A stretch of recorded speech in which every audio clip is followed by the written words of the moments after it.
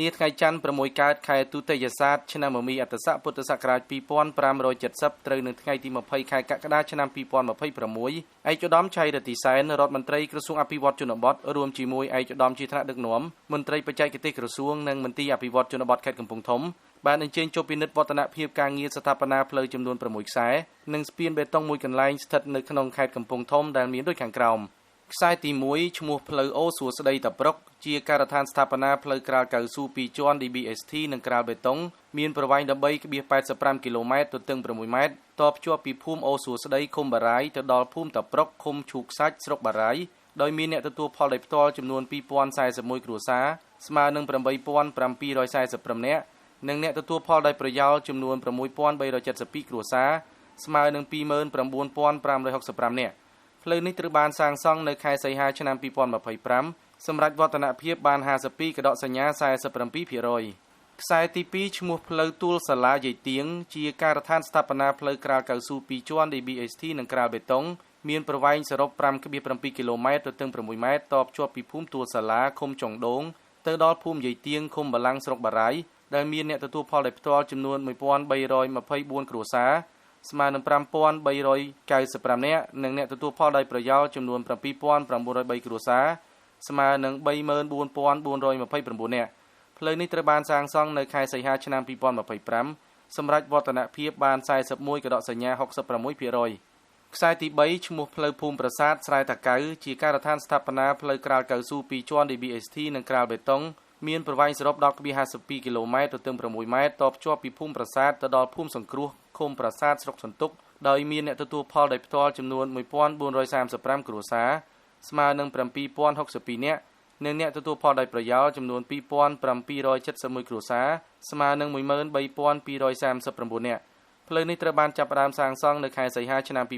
2025សម្រាប់វឌ្ឍនភាពបាន52%ខ្សែផ្លូវទាំង3នេះស្ថិតក្នុងក្របខ័ណ្ឌគម្រោងគាំទ្រនិរន្តរភាពហេដ្ឋារចនាសម្ព័ន្ធផ្លូវជនបទដើម្បីទីផ្សារកសិករនិងពាណិជ្ជពាណិជ្ជកម្មកសិកម្មហៅកាត់ថាសម្បត្តិដោយប្រើប្រាស់ហិរញ្ញប្បទានសហប្រតិបត្តិការរបស់រាជរដ្ឋាភិបាលកម្ពុជាមូលនិធិអន្តរជាតិសម្រាប់អភិវឌ្ឍកសិកម្មធនាគារវិនិយោគអឺរ៉ុបនិងមូលនិធិវិនិយោគអាស៊ីនៃសហភាពអឺរ៉ុប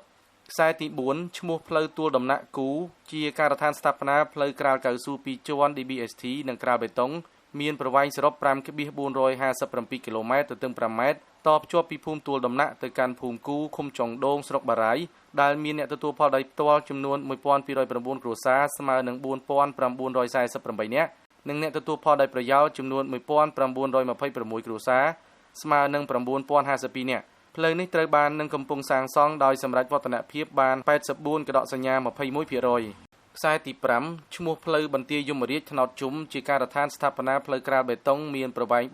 3.715 គីឡូម៉ែត្រទទឹង5ម៉ែត្រនិងស្ពានបេតុងប្រវែង73ម៉ែត្រទទឹង8ម៉ែត្រតភ្ជាប់ពីភូមិបន្ទាយយមរាជទៅកាន់ភូមិថ្នោតជុំឃុំប្រាសាទស្រុកទន្ទុកដែលមានអ្នកទទួលផលដោយផ្ទាល់ចំនួន457គ្រួសារស្មើនឹង1872នាក់និងអ្នកទទួលផលដោយប្រយោលចំនួន1238គ្រួសារស្មើនឹង5367នាក់ផ្លូវនេះត្រូវបាននឹងកំពុងសាងសង់ដោយសម្រាប់វឌ្ឍនភាពបាន88កដកសញ្ញា 99%ខ្សែទី6ឈ្មោះផ្លូវចំបក់ជ្រុំផ្លុងជាការដ្ឋានស្ថាបនាផ្លូវក្រាលកៅស៊ូ2ជាន់ DBST មានប្រវែង 11.43 គីឡូម៉ែត្រទទឹង5ម៉ែត្រតភ្ជាប់ពីភូមិចំបក់ជ្រុំឃុំប្រាសាទទៅកាន់ភូមិផ្លុងឃុំទីពោស្រុកសន្ទុកដែលមានអ្នកទទួលផលដោយផ្ទាល់ចំនួន913គ្រួសារស្មើនឹង3720នាក់និងអ្នកទទួលផលដោយប្រយោលចំនួន663គ្រួសារស្មើនឹង3727នាក់ផ្លូវនេះត្រូវបាននឹងកំពុងសាងសង់ដោយសម្រាប់វឌ្ឍនភាពបាន59កដកសញ្ញា 62% ខ្សែផ្លូវទាំង3ខាងលើនេះចាប់ផ្ដើមសាងសង់កាលពីខែមីនាឆ្នាំ2025ហើយគ្រូនឹងបញ្ចប់ការសាងសង់នៅចុងឆ្នាំ2026នេះស្ថិតក្នុងក្របខ័ណ្ឌកម្មវិធីអភិវឌ្ឍហេដ្ឋារចនាសម្ព័ន្ធជនបទសម្រាប់កម្ពុជាហៅកាត់ថា RIP4CAM ក្រោមហិរញ្ញប្បទានសហប្រតិបត្តិការពីមូលនិធិសហភាពអឺរ៉ុប EUAIFទីភ្នាក់ងារបារាំងសម្រាប់ការអភិវឌ្ឍ AFD និងធនាគារអភិវឌ្ឍអាល្លឺម៉ង់ KfW សូមជម្រាបជូនផងដែរថាការអញ្ជើញចុះត្រួតពិនិត្យការដ្ឋានសាងសង់នាឱកាសនេះគឺដើម្បីពិនិត្យជាក់ស្ដែងអំពីគុណភាពនៃការងារសាងសង់ឲ្យស្របតាមបទដ្ឋានបច្ចេកទេសរបស់ក្រសួងបានកំណត់ឆ្លៀតក្នុងឱកាសនោះឯកឧត្តមរដ្ឋមន្ត្រីក៏បានធ្វើការណែនាំចំពោះក្រុមហ៊ុនទទួលការត្រូវអនុវត្តឲ្យបានខ្ជាប់ខ្ជួនតាមបទដ្ឋានបច្ចេកទេសនិងពន្លឿនការសាងសង់ដើម្បីសម្រេចបានទាន់ពេលវេលាស្របតាមកិច្ចសន្យាក្នុងគោលដៅបម្រើផលប្រយោជន៍ដល់ប្រជាពលរដ្ឋនៅតំបន់ជនបទប្រើប្រាស់ក្នុងជីវភាពប្រចាំថ្ងៃបានឆាប់រហ័ស